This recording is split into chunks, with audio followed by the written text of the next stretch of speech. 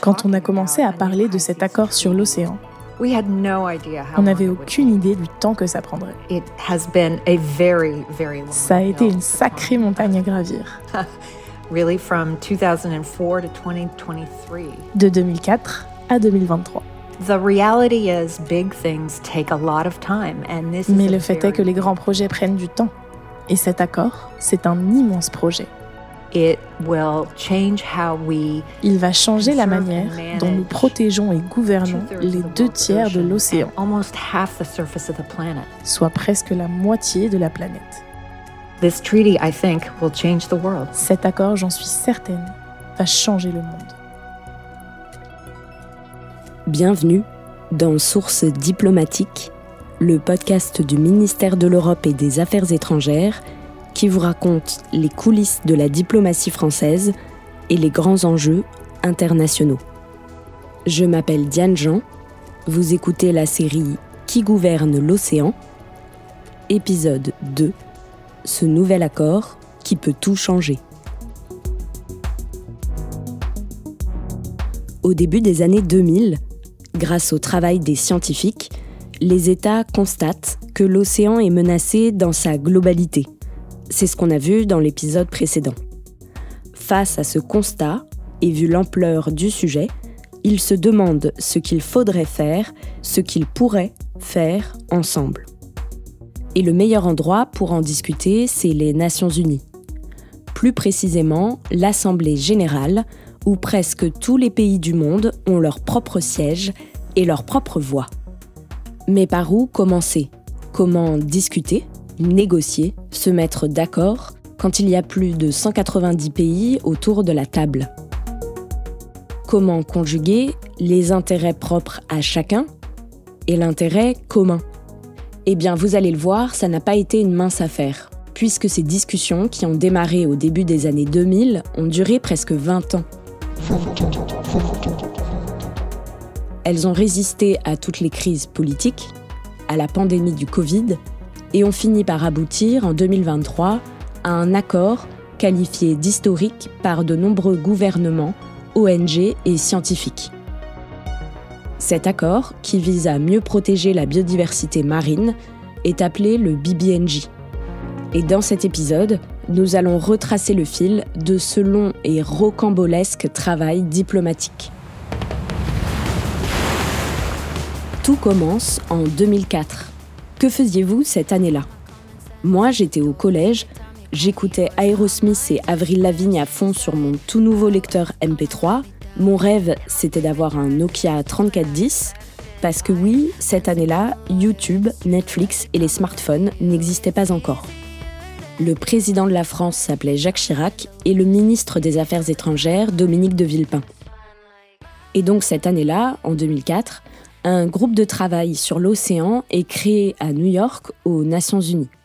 Et parmi les personnes qui ont participé à ce groupe de travail, il y a Lisa Speer, que vous avez entendue en introduction. Ça fait 43 ans que je travaille sur l'océan. Et j'ai été présente pour l'accord BBNJ depuis le tout premier jour, en 2004. Alors Lisa, elle est directrice d'une ONG américaine pas très connue en France, la NRDC, particulièrement active dans la protection de l'environnement terrestre et marin. Dans les années 2000, on a été très actifs pour faire en sorte que les négociations démarrent. Rien que ça a pris 10 ans. Il y a d'abord eu une série de réunions. Dans le jargon onusien, cela s'appelait le groupe de travail ouvert et informel ad hoc sur la conservation de la biodiversité marine en dehors des zones de juridiction nationale. C'est là d'où vient l'acronyme BBNJ, la biodiversité au-delà des juridictions nationales. Et donc dans ce groupe de travail, il y a des ONG comme la NRDC, mais il y a aussi bien sûr des représentants d'États. Et côté français, le chef de la délégation, c'était l'ambassadeur Serge Ségura. Moi, j'ai suivi ça pendant près de 14 ans, c'est vous dire. C'est quand même une partie de la carrière. Et au début, on ne savait pas ce qu'on voulait faire. On savait qu'il y avait un problème quelque part, mais il fallait déterminer exactement quel était le problème, pour trouver les voies de le résoudre et ensuite la matière pour le résoudre. Donc ça a été très très très long. Ce que dit Serge, c'est que la toute première étape a été de faire une grande mise au point. Une mise au point scientifique. Beaucoup de délégués présents lors de ces discussions avaient assez peu de connaissances sur l'océan. Comment il fonctionne, pourquoi c'est important de le protéger, qu'est-ce qu'il s'y passe en ce moment. Donc une grande partie de notre travail a consisté à éduquer les personnes impliquées. Et en parallèle de cette mise au point scientifique, il fallait aussi faire une mise au point politique et juridique, faire l'inventaire de toutes les organisations internationales et régionales qui travaillaient de près ou de loin sur l'océan. L'ONU pour la navigation, la FAO pour l'alimentation, le NU pour l'environnement, le NUD pour le développement, la COI pour les connaissances scientifiques, l'AIFM pour les fonds marins. Avec cet inventaire, on voit bien qu'en 2004, il y avait déjà toute une constellation d'organisations internationales et régionales qui travaillaient sur l'océan. Le premier souci, c'est que ce travail était assez segmenté, et le deuxième souci, c'est qu'il n'y avait aucune organisation vraiment pilote sur la protection de la biodiversité marine. Et donc là, ça y est, le diagnostic était posé. Mais pour imaginer et trouver des solutions, il fallait faire une dernière mise au point, une mise au point juridique. Et donc les diplomates se sont penchés sur le texte phare du droit de la mer, la Convention de Montego Bay. On aime bien appeler ça la Constitution des océans, c'est la Convention des Nations Unies sur le droit de la mer, dite Convention de Montego Bay parce que c'est dans cette charmante ville de Jamaïque qu'elle a été signée. C'est la base de toute la réflexion sur la gouvernance des océans. Et donc, on devait partir de là. Alors, on l'a vu dans l'épisode précédent, la Convention de Montego Bay, elle découpe l'océan en zones. Il y a une distinction entre le sol et l'eau, et il y a aussi une distinction entre les zones nationales et les zones internationales. Mais ça, c'est des frontières qu'on a créées, nous, les humains.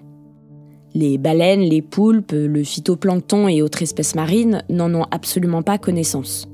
Et vu que l'objectif, c'était de mieux les protéger, j'ai demandé à Serge si ce découpage était toujours pertinent, s'il avait été remis en question lors de ce groupe de travail, et ce qu'il m'a dit, c'est que modifier la Convention de Montego Bay, c'était un sujet trop sensible. Aujourd'hui, nous ne pourrions pas aboutir à une nouvelle négociation sur le droit de la mer. Un nouveau Montego Bay aujourd'hui, ça n'est pas possible.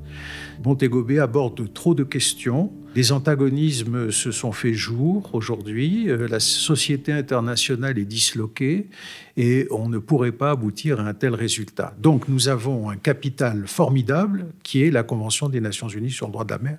Il ne faut pas l'abîmer, ce capital. Mais ce capital, si on veut le regarder de manière positive, il ne nous interdit pas de construire. Voilà, et il a semblé nécessaire, sous l'impulsion essentiellement des ONG, mais également des scientifiques, d'essayer de travailler à muscler un petit peu ce régime de la haute mer, sans contredire ce qui était dans Montego Bay déjà, mais en allant plus loin, dans un sens de protection de biodiversité. Et donc, au fur et à mesure de cette mise au point scientifique, politique et juridique, le groupe de travail a précisé son objectif. Mieux protéger la biodiversité marine de manière centralisée dans les eaux internationales, sans contredire la Convention de Montego Bay. Et à partir de là, les États, en fonction de leur intérêt, ont commencé à se situer et à exprimer leur position. Certains disent, moi je pense qu'il faut un traité, un nouveau traité. Et d'autres disent, oh là là, pas encore un traité, on est parti pour une dizaine d'années. Et parmi les pays qui voulaient d'un traité, tous n'étaient pas motivés pour les mêmes raisons. Le tout premier leader, c'était l'Union européenne, qui tenait absolument à ce qu'une partie de l'accord soit consacrée à la conservation de l'océan. Et puis l'autre leader, c'était l'Afrique du Sud, qui insistait beaucoup pour qu'il y ait une partie sur les ressources génétiques. Alors l'Afrique du Sud ne défend pas de manière isolée cette position. Le pays fait partie d'un groupe, le G77, qui est une sorte de grande alliance rassemblant une centaine de pays, principalement de l'hémisphère sud, et ce groupe, qui partage des intérêts communs, tenait absolument à parler des ressources génétiques marines. Alors, pour le dire un peu vite, les ressources génétiques marines, c'est par exemple récupérer l'ADN d'une sardine ou d'un micro-organisme logé tout au fond des abysses pour ensuite fabriquer des médicaments, des produits cosmétiques ou autres. Et c'est très important pour les États en développement qui ont vu un moyen d'avoir des ressources très importantes dans l'avenir, des ressources financières, et puis également un moyen pour développer leurs connaissances scientifiques. Parce que oui, en réalité, il y a très peu de pays qui ont les moyens, les connaissances, les technologies pour aller récupérer l'ADN de la sardine, par exemple. Et donc, ce que le G77 a demandé, c'est que les rares pays qui étaient à la pointe de la technologie partagent leurs connaissances. Les États en développement nous ont proposé le deal OK pour les outils de protection, mais on réfléchit aussi à mettre dedans tout un chapitre sur les ressources génétiques. Ah oui, et ce que j'ai oublié de vous dire, c'est que le G77, pour ces discussions, s'est associé avec la Chine. Et donc cette sorte de giga-alliance, elle représente plus de la moitié des pays du monde. Donc on voit bien qu'au départ, il y avait énormément d'États qui étaient partants pour un traité, pour des raisons différentes, mais ça a quand même lancé une dynamique. Et pendant que l'Union européenne et le G77 plus Chine commençaient à tricoter les grands thèmes du texte, il restait quelques États à convaincre. Et ça a posé un sacré dilemme. Les États pour lesquels la pêche était une activité très importante en haute mer nous disaient, nous, en tout cas, vous pouvez vouloir protéger ce que vous voulez, nous, on ne veut pas qu'on touche par un nouvel accord qui serait global aux activités de pêche. Ça veut dire que dans votre nouvel accord, vous allez exclure toutes les activités de pêche. L'argument principal de ces pays, c'était donc de dire qu'il y avait déjà suffisamment de dispositifs pour réguler les activités de pêche. Alors d'un côté, c'était dans leur intérêt de dire ça, vu qu'une partie de leur économie dépend de la pêche, mais de l'autre côté, ça semblait compliqué de mieux protéger la biodiversité marine sans aborder le sujet de la pêche. Et donc là, les diplomates, notamment européens, se sont retrouvés face à un dilemme. Est-ce qu'on avance sans les États pêcheurs, ou est-ce qu'on a plutôt intérêt, pour mieux protéger l'océan, à embarquer un maximum d'États ? Et au bout d'un moment, on a fini par trouver une solution. Les pays sont tombés d'accord. OK, les activités de pêche seraient exclues du traité, mais... Le poisson n'est pas complètement exclu de l'accord. C'était ça la grosse finesse, dirais-je, des négociateurs, parce que vous ne pouvez pas envisager un accord qui porte sur la protection de la biodiversité en haute mer si vous ne parlez pas du poisson. Et au fil des années, l'idée d'un accord juridiquement contraignant a fait son chemin et 4 thèmes se sont dégagés des discussions. La création d'outils de protection comme les aires marines protégées, les ressources génétiques marines, ce qu'on a vu tout à l'heure, mais aussi la création d'études environnementales pour évaluer, mesurer l'impact d'activités économiques en haute mer, et enfin le renforcement des capacités et transferts de technologies pour permettre aux pays dits en développement de mettre en œuvre le traité. Alors là, vous vous dites qu'on a déjà bien avancé. Sauf que pour l'instant, on est toujours dans le cadre du groupe de travail. Les discussions n'ont absolument rien d'officiel. Ce n'est qu'en juin 2015, soit au bout de 11 ans, que l'Assemblée générale des Nations unies adopte une résolution par consensus pour ouvrir officiellement les discussions. Et j'ai bien dit discussion, pas négociation. C'est en 2018 qu'une nouvelle résolution est adoptée, toujours par consensus, toujours à l'Assemblée générale des Nations unies. May I take it that the Assembly decides to adopt Draft Resolution A/72/L7. It is so decided. Et c'est ce petit coup de marteau qui lance officiellement les négociations en 2018. Alors comment ça marche, les négociations officielles aux Nations Unies ? En fait, les pays, à partir du travail qui a été effectué jusque-là, affinent leur position, fixent leurs lignes rouges, et ils se retrouvent 1 à 2 fois par an pour des sessions de 15 jours. Ces sessions, elles ont lieu à New York et elles sont présidées par une personne. Et pour le BBNJ, la présidente, c'était Rena Lee, une ambassadrice de Singapour, grande spécialiste du droit de la mer et très fine négociatrice. Ce que m'a dit Serge, c'est que le travail des 10 dernières années avait permis de préciser les objectifs, les thèmes de l'accord, mais il fallait que les pays discutent maintenant de concrètement comment ils allaient faire. Et il m'a donné l'exemple des aires marines protégées. Vous ne trouviez avant le BBNJ aucun texte international qui définisse ce qu'est une aire marine protégée. Donc en réalité, c'est une zone maritime qui est protégée. Bon. Une fois qu'on a dit ça, on n'a pas dit grand-chose. Il faut savoir pourquoi elle est protégée, qui la protège et dans quelles conditions elle est protégée. Donc là, les États se sont mis à discuter de comment crée-t-on une aire marine protégée ? Qui contrôle ? Qui décide ? Qui finance ? Et pendant qu'ils discutaient de ça, ils discutaient aussi des autres thèmes en parallèle. Et ça fait partie du jeu, m'a dit Serge. Vous pouvez tomber d'accord sur une proposition qui est faite par un des États en développement, par exemple, parce que vous savez que dans les couloirs, vous avez pu discuter avec cet État pour dire qu'il n'allait pas s'opposer, ou dans ce cas-là, il ne s'opposerait plus à une de vos idées. Voyez. Donc, la nécessité, c'était de garder un petit peu tout enchevêtré, pour que l'on puisse jouer sur toute une série de touches de piano pour essayer d'avancer. Sinon, ce serait bloqué trop vite. Pour peser davantage dans les négociations et se faire entendre, quasiment tous les pays ont rejoint une alliance, un groupe, une coalition, et parfois même plusieurs. Il y avait donc le G77 plus Chine, mais aussi le groupe des pays d'Afrique, le groupe des pays de l'Amérique latine, le groupe des États du Pacifique et d'autres, et bien sûr, l'Union européenne.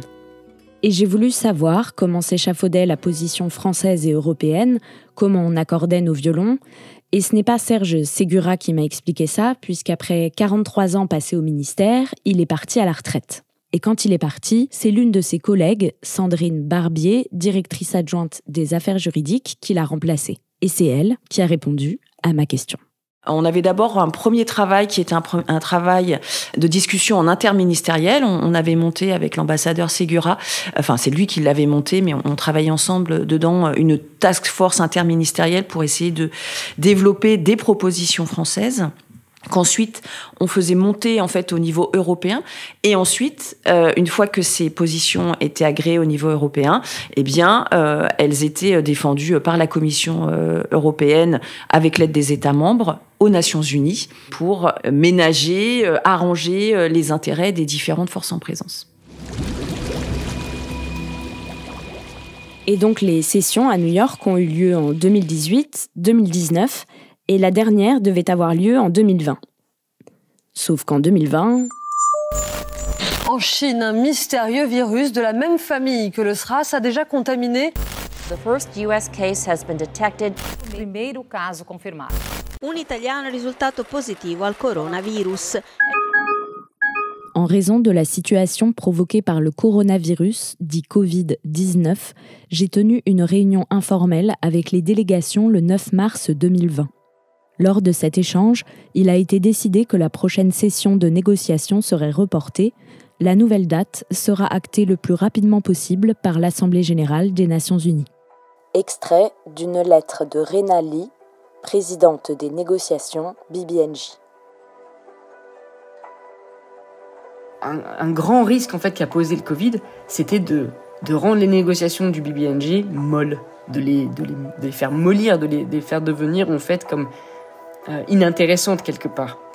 Alors elle, c'est Christelle Vanneau, docteure en sciences politiques. Elle est enseignante-chercheuse spécialisée dans les politiques environnementales. Au-delà de la gestion de la crise du Covid-19, il a fallu maintenir en fait l'intérêt pour une autre crise qui est la crise de la biodiversité marine et la crise des océans. Donc garder le sujet actif via des rencontres, même virtuelles, a été essentiel pour éviter l'abandon du processus en fait. Et entre 2020 et 2022, Christelle, elle a étudié l'impact qu'a eu la pandémie sur les négociations du BBNJ.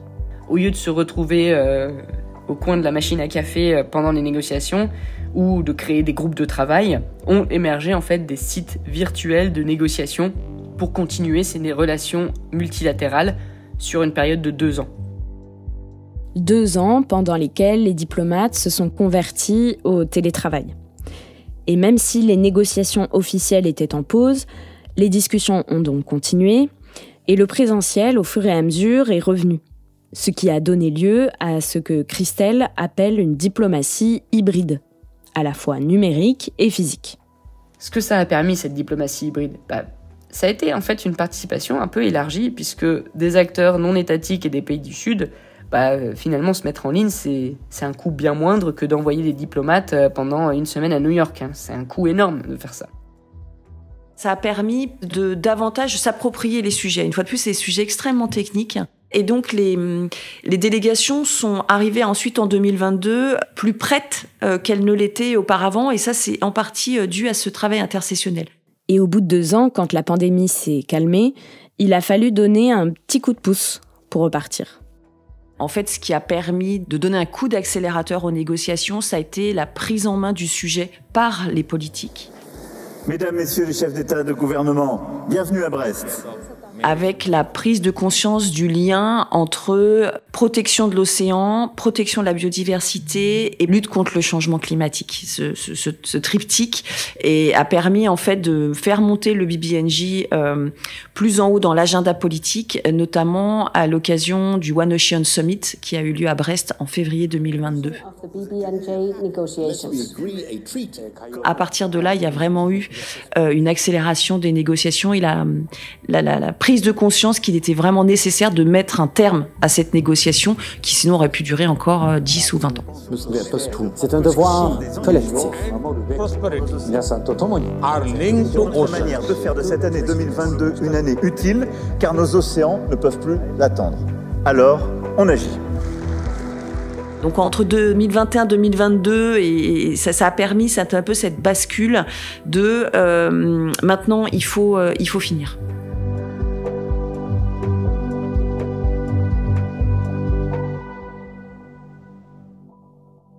En fait, en 2022, il y a eu quasiment chaque mois un rendez-vous international dédié à l'océan. Et cette dynamique politique, elle a permis de créer une nouvelle alliance, la Coalition pour une haute ambition. Et cette alliance, qui regroupe plus de 50 États, dont les pays de l'Union européenne, le Canada, le Chili, l'Égypte et même les États-Unis sous l'administration Biden, donc cette alliance, elle avait un objectif bien précis, faire aboutir l'accord. Il y avait 5 conférences intergouvernementales qui avaient été autorisées par l'Assemblée générale des Nations unies, et celle d'août 2022 était la 5e, et donc la dernière. On voit qu'il y a une espèce d'emballement un peu final. Les lignes bougent et il y a des compromis qui se font sur les différents piliers et on a vraiment cru qu'on allait réussir en fait à achever la négociation, notamment parce que l'Union européenne avec d'autres États développés avait fait une proposition ce qu'on appelle le groupe des 77 et la Chine avec notamment une proposition de financement un peu innovant.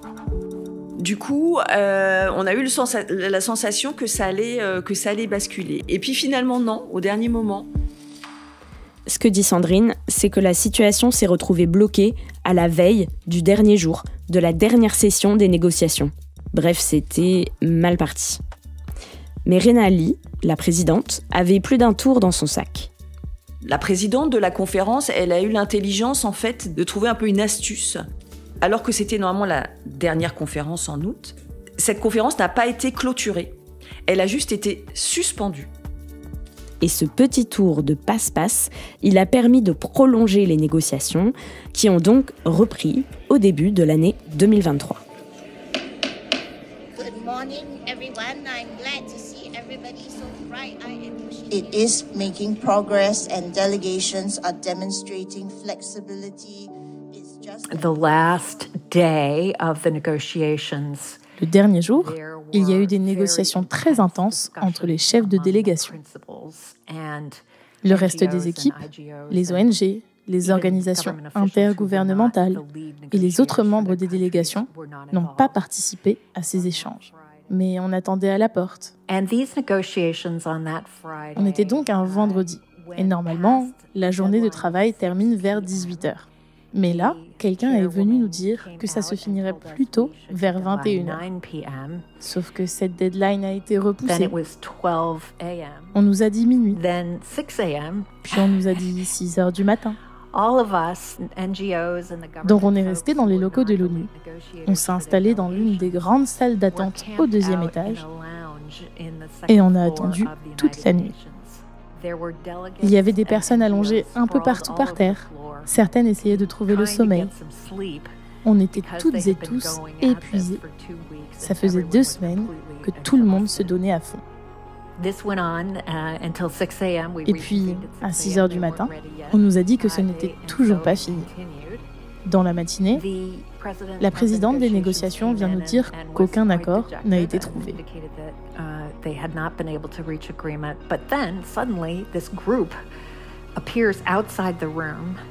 Et puis, les chefs de délégation sortent de leur salle, certains se retrouvent dans le couloir, la présidente des négociations les rejoint, et 15 minutes plus tard, tout le monde est appelé à retourner dans la salle.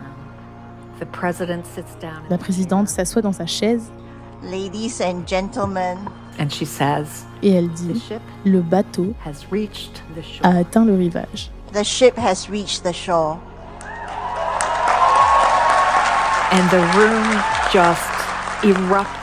Et la joie a éclaté de partout dans la pièce parce qu'elle venait d'annoncer qu'un accord avait été trouvé. Les gens criaient, applaudissaient, sifflaient, pleuraient aussi. C'était un moment de triomphe pour tout le monde.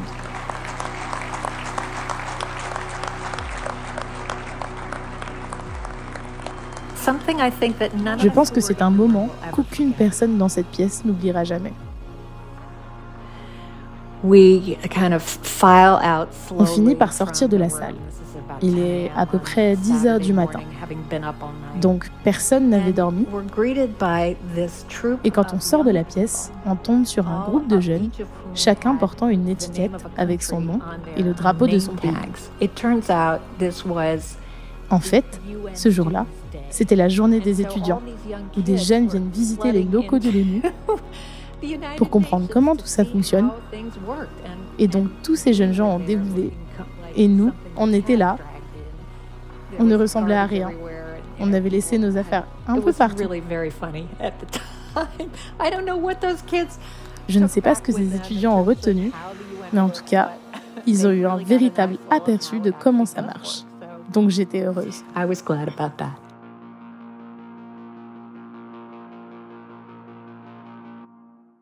Une grande émotion, une grande joie de se dire ça n'a pas été simple, mais il y a encore moyen de faire de vraies réalisations encore au niveau multilatéral. Et donc ça, c'était quand même un signe assez encourageant.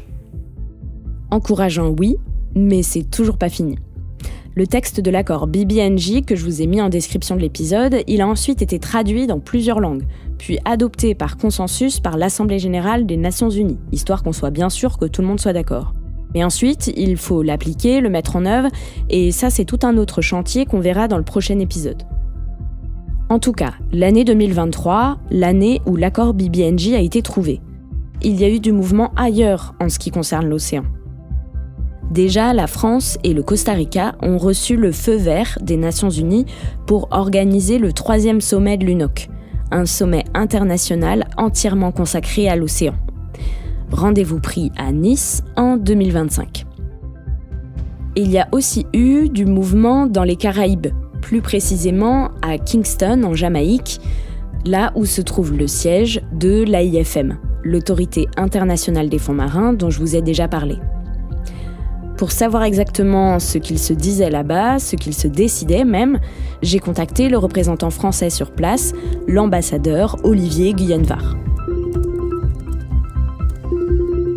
La suite à écouter dans le prochain épisode. Si ce que vous avez écouté jusqu'ici vous a plu, n'hésitez pas à le partager autour de vous, à faire des commentaires, à nous envoyer des étoiles sur votre application d'écoute. On vous a mis quelques liens dans la description de l'épisode pour aller plus loin sur certains sujets. Ah oui, et un podcast, c'est comme la diplomatie, ça ne se fait pas tout seul. Dans cet épisode, vous avez entendu Marianne Schlegel doubler la voix de Lisa Spir. Merci à elle, et je vous dis à très vite pour le prochain épisode.